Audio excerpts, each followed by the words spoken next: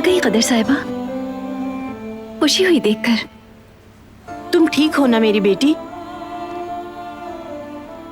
अब क्या किया है तुम्हारे साथ? ठीक हूं मैं, आप परेशान मत हो। ये पाँव में क्या हुआ है? पाँव मुड़ गया था मेरा। बहुत दर्द हो रहा है?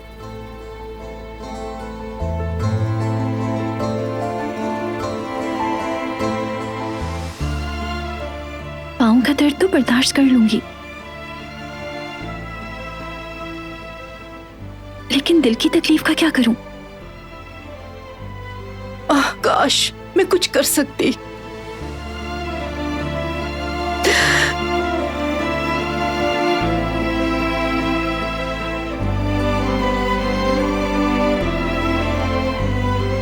लगता है जैसे किसी के हाथ में हो मेरा दिल,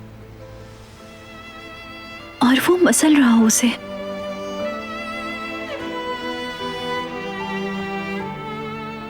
सांस नहीं ले पा रही हूं।